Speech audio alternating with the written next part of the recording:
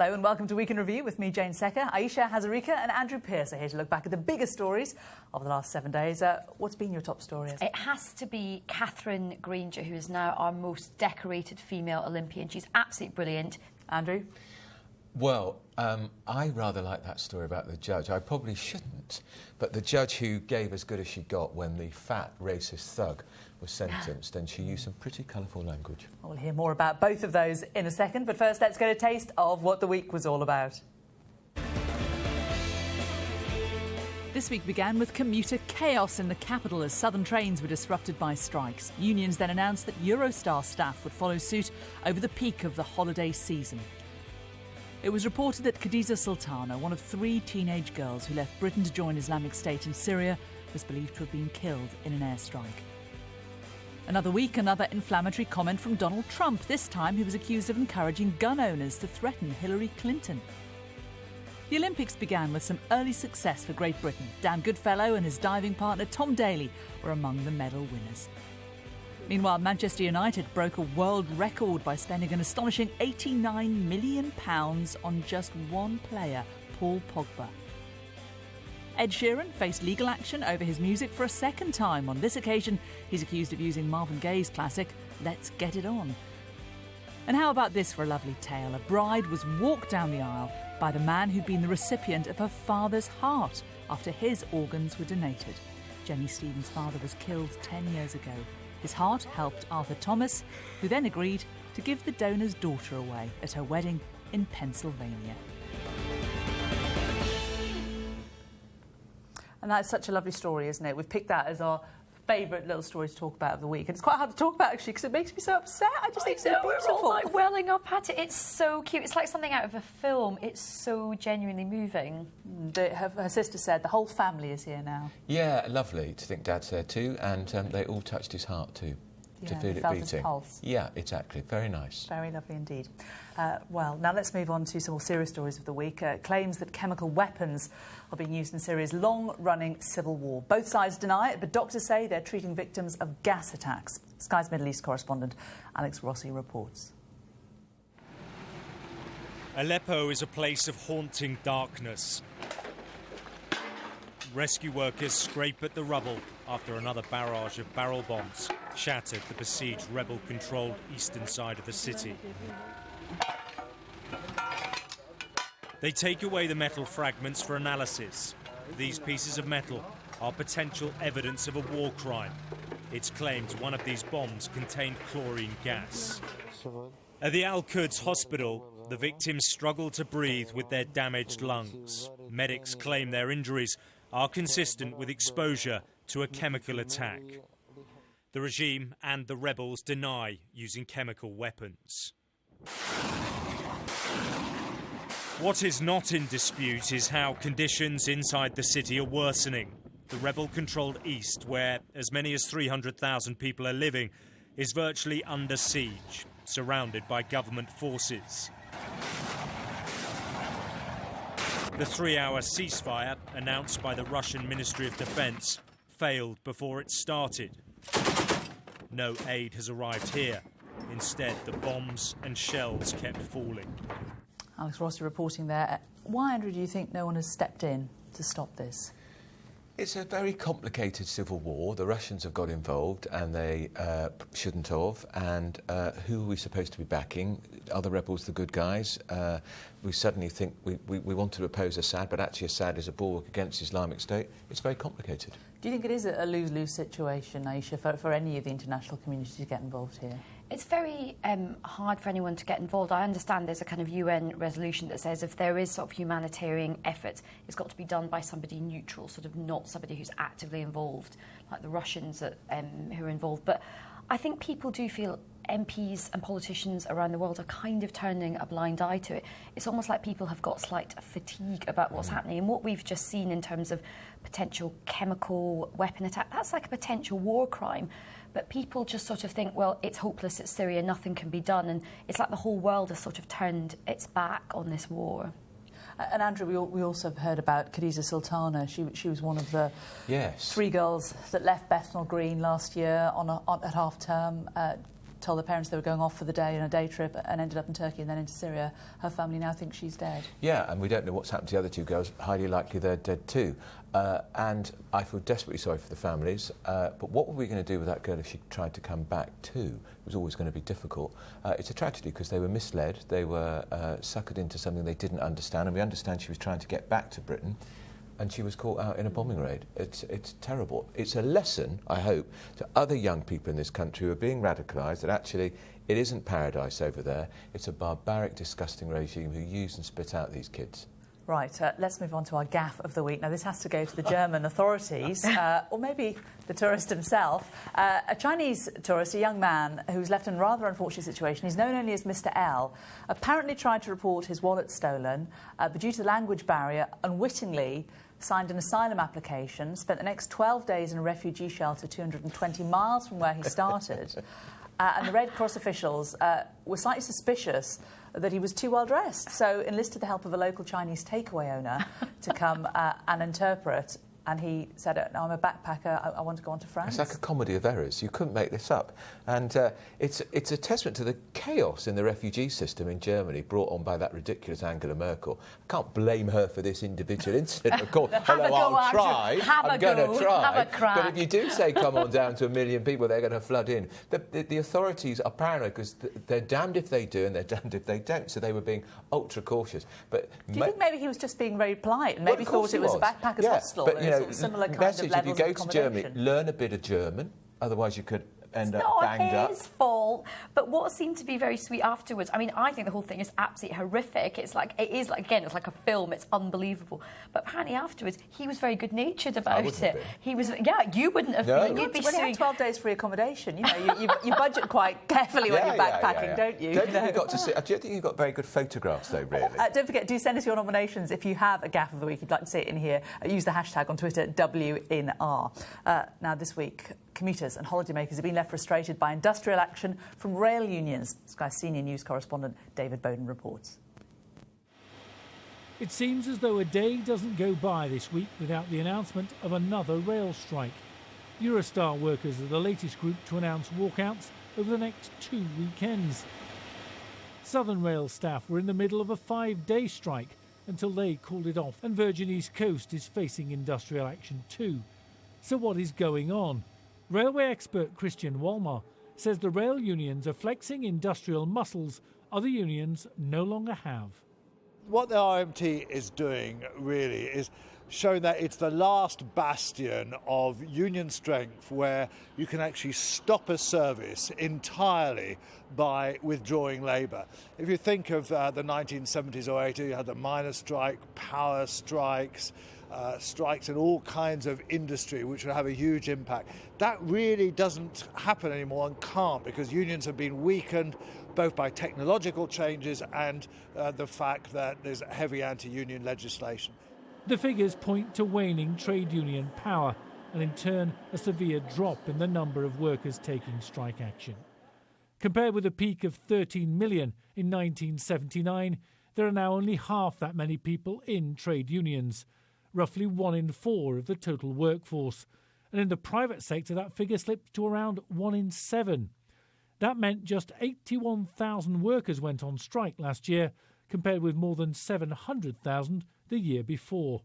The railways might yet be the battleground for the union movement's last stand. I mean, is that the case? Is this the last gasp of the unions, do you think? Well, look, I hope not, because I think trade unions should play an important role in society, and when they work well with businesses, they can often, Nissan is a very good example where there was very good industrial relations. Now, there's various kind of problems here, and I definitely think people should have the right to withdraw their labour. But I think the unions have got to think about the passengers in all of this. I mean, look, I don't think the train bosses are at all blameless. Just look at what's happening with Southern Rail. I think they are not handling the situation well at all.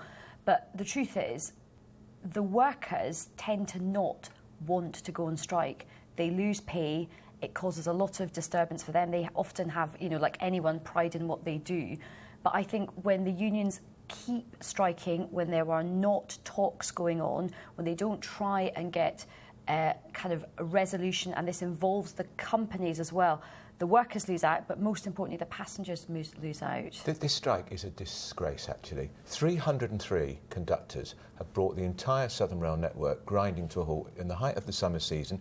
Gatwick Airport is the second major airport. They use that line coming in, so that's welcome to Britain, to tourists coming from all around the world.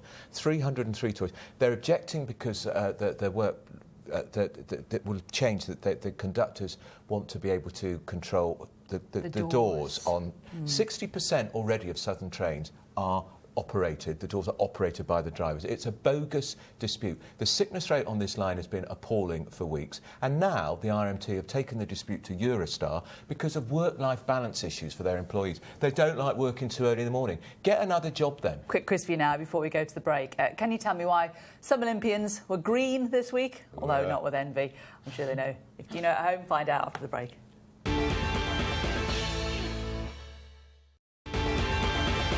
Welcome back to Week in Review with me, Jane Secker. I'm joined by Aisha Hazarika, former Labour advisor and comedian, and Andrew Pearce, consultant editor of the Daily Mail. I just love that segue between a Labour advisor and comedian, because the two are so linked. I'm sorry to make that point. You're not the first, Andrew. You're absolutely not the first. Labour Party Corbyn, Labour advisor, comedian. Sorry. I think I'm doing slightly better as a comedian now. Sorry.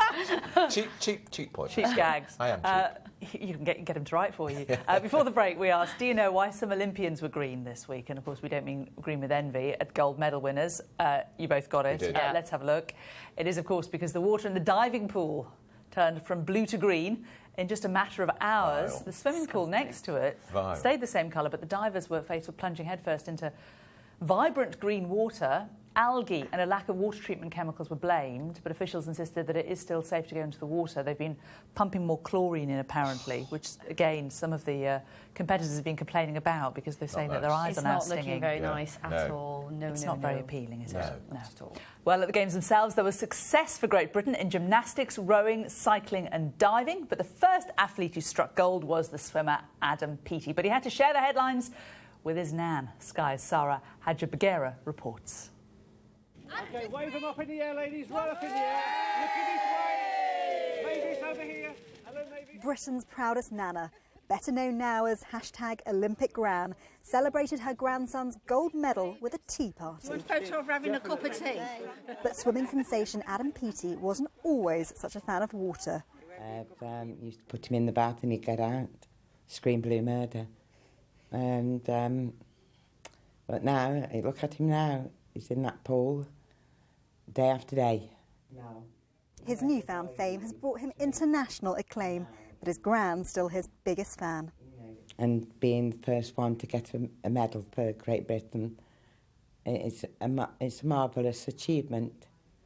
And I'm very, very proud of him. And I burst with it, feel as though I'm bursting with pride for him.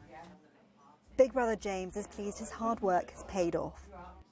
Oh, it's ecstatic and overwhelming, really, and I just can't still believe that he's got a gold in the Olympics last night. It's overwhelming just to have an Olympian in the family, to be honest. Adam secured Team GB's first gold of the Games in the 100-metre breaststroke. At 21 years old, he wasn't even born when the last British man won gold in a pool at the Olympics back in 1988. He's done brilliantly, hasn't he? We've had a pretty good first week. He's great, but Gran is just fabulous, isn't she? What She's a like quintessentially English tea party. That lovely cake we were that she made loving herself. the cake and the teapot. I wonder if the her gin, nails. do you think the gin and tonic was hidden somewhere? I bet she had a sherry. No, I bet the gin was in the teapot, Yeah. basically. The gin was in the teapot. Yeah. But also she's brilliant. She's on Twitter. She's sort of a Twitter sensation. And I think what's really lovely about the story is, of course, you focus on the Olympians, but behind every Olympian is a family who has put their heart and soul and finances and time, love and care into sort of Adam's nurturing mum was them. up at 4 o'clock every morning, driving him 2 hours to the pool, Yeah. in the evening picking him up, financial sacrifices, and that lovely, quirky revelation that he was too terrified to get in the bath because he didn't like water. And also Tom Daly and Dan Goodfellow. Yes. Again, another set of families who've had to really, really suffer. I know that Dan Goodfellow's poor brother used to have to sleep in the car in a sleeping bag when his mum was taking him off to And Dan's his mum dives. was a bit upset that Tom Daly dominated the coverage, but I'd have to say for newspapers, look, to get a swimmer, a diver, winning a bronze medal on the front page of any national newspaper is extraordinary. It's because it's Tom Daly. He is a national treasure. And Katherine Granger, she's a bit of a national treasure. She's she? absolutely brilliant, and I love the fact she's Scottish as well, so I've got like a slight vested interest in it. But what's great, it's brilliant to see, she's not old at all, but in terms of sporting kind of ages, I think, people are saying she's a completely inspiring figure, and she's a woman who's clearly talented across so many different sort of strands of her life. She's just amazing. You look at someone and you think, that is a high-performing human. I'm not feeling so good about myself anymore. Britain's most decorated female Olympian. Yeah, she's going to be a rival with Theresa May for Woman of the Year at the end of the year, don't you think? She's done amazingly. Right, let's take a look at your paper stories of the week. Andrew, we're starting with you and the death of one of Britain's wealthiest people. Well, the Duke of Westminster, only 64, a surprise, although he'd had health issues. But what I think is fascinating, he dies leaving a fortune of £9 billion to his 25-year-old son. Tough for the two older daughters, because the law of primogeniture, which was changed so that William and Kate's firstborn, if it had been a girl... Changed for the monarchy, but not for the aristocracy. Not for the mere aristos. Mere aristos have to put up with this ridiculous sexist rule. But he doesn't pay any inheritance tax because of some quirk in the tax rules. I have to say, that sticks in my craw. When the Tory government... Apparently it's all to do with setting it up, and they will pay some, but because he's put it in a trust. But look, yes. £9 billion, most people would pay about a third inheritance tax on that. He's paying very little, and yet the last government whacked people who had a second home. So people buy a second home, putting money away for their grandchildren, whatever. So the poor and middle classes get whacked in their taxes all the time, and an old toff like the Duke of Westminster, £9 billion, isn't paying his fair share. It isn't right. Some shocking statistics on sexual harassment at work. What do we think of them? I don't believe them. Well, Andrew's saying he doesn't believe them. Thanks for that. So, I think sexual harassment is prevalent in the workplace. I think there is a culture of comments and that kind of thing. Now, I think there is... I mean, some people are disputing some of the figures in here, but I think there are comments at work, there is cultural stuff, but there is also structural sexual discrimination, which is why is it that it is only men that seem to get to the very tops of the professions. If you look at the pay gap, all that kind of stuff, how do businesses allow women to come back once they've had children, progress up the career ladder? So I think it's too glib to just sort of brush this study off and say it doesn't exist. I certainly knew when I was a young woman starting out in the workplace, I suffered sexual harassment. I saw a lot of it. Often when you're young, you're new in the workplace, you're trying to get on, you don't say anything because why would you? You don't want to be a troublemaker. So I think you can't just dismiss these claims, but you also have to look at the broader structural issues of where power lies: business, politics, law, the media, all the big kind of institutions. I'm sure sexual harassment goes on, and it's not right, of course, and I wouldn't condone it, but I find the figure of half of all women have been sexually abused in the workplace. I don't believe it. I've been working for 35 years. I've probably met one or two people who said, that bloke was well out of order. You're a man in a senior position of power. What's always? But one of the things that often happens with like bullying or harassment is when you're the junior person, people don't believe you, so you don't speak out about it. Or you're just frightened for your job and you don't want to be. Just because you haven't seen it yourself with your own eyes does not mean it doesn't exist. One of the judgments was, very briefly, if you say to a woman, that's a really nice frock, that can be seen as sexual harassment. Well, I'm guilty then, because I'm saying it all the time. It depends how you say it, I think, and it depends who you are. But anyway, creepy. Well, I won't say you look nice today then, Aisha. Don't look at my boobs. Nice time. In your dreams, now. Your dreams. Right, let's move on. A judge has been praised for a stinging response to a man she was sending to jail. We love this judge. That stopped you in your tracks, didn't it? Yeah. Judge Patricia Lynch QC. Look, this horrible fat racist who she sent down for being a horrible fat racist called her a bit of a And she called him one back. And I know she shouldn't have, and she's now the subject of some judicial inquiry. Get over it. The whole country is saying judges are obscure, remote and out of touch, and actually she used language that thicko actually understood. There must be so many judges over the years who really wish they could use this kind of language and have always restrained themselves, sort of silently air Maybe punching in the it's chambers. going to be like a sort of new culture of the judiciary, a bit like kind of a Judge Judy sort of, or Judge Rinder, where they start giving it back as well. I think that would make court proceedings so much more interesting. Exactly. It would. It would make court reporting more fun as well. That's it's a pity that one wasn't filmed, because of course some court cases are filmed. I'd love to have seen it. Yeah, we would all have loved to have seen it. Aisha, some questions for Jules Oliver. This is over not so much her questions for her, but over who was there when she gave birth. She's had a 5th child, a little boy. Fifth, and her children were there, and I think her older 2 were allowed to cut the umbilical cord. And look, I think it obviously should depend on what you want to do as a family and as a sort of mother wanting to give birth.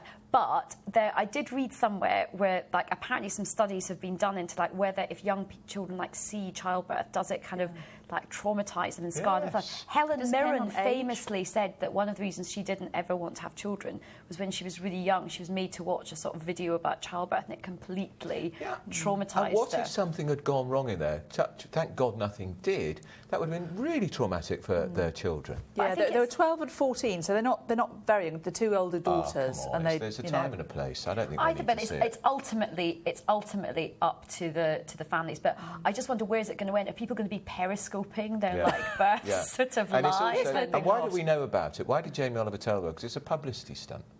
Sorry. I don't think having a baby is a publicity stunt. Sorry, it's a publicity stunt for Jamie Oliver. He got a book to flog, a restaurant to open, a menu to... cynic. Sorry. You old cynic. Heartless, honestly. Well, lovely news for them, although I probably wouldn't have wanted any children there. Your children watching you having a baby. It's bad enough having my husband there. Right, thanks for taking us through your papers. What about your ups and downs? Andrew, we're starting with you. You're sending up Iram Sharmila. She was the lady who's been on hunger strike for 16 years. Well, apparently she hasn't eaten, so I don't quite know how she survived so long. She's been fed through a tube. And it was about corruption in India. She's finally called it off, and she's the longest-serving hunger striker in history. So fair play to her, but you do wonder, did she achieve her goals? Because I suspect the corruption that she was objecting to in India is still going on. Corruption and violence, yes. Yeah. So we're sending her up.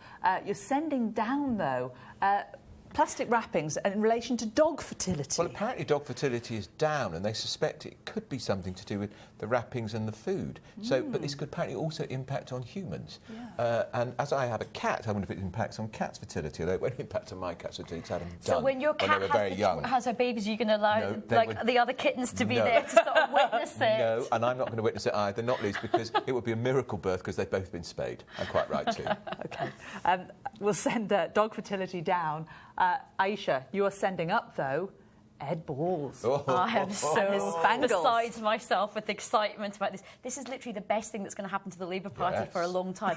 Ed may get more votes than the Labour Party. Certainly more than Ed Miliband. So Ed Balls is, the rumours have finally been confirmed. He is going to appear on Strictly. I think he's going to be a brilliant contestant. I think he'll do really well. I think he'll really put his heart, soul and probably put his back out, while he does it. And I think poor Yvette is just going to be in the audience every week watching her. He's going to have loads of fake tan. Do you think he'll look as attractive as Anne Widdecombe in his tutu and his sequins? He likes dancing, though, and I think that's important. You don't have to have any skill, but you have to have enthusiasm, don't you? He's very enthusiastic about everything. He's done piano lessons. He did his grade 3 piano. But I He's looked into at baking. YouTube with that line dancing. He was terrible. Too lefty, obviously. God loves a trier. Yeah.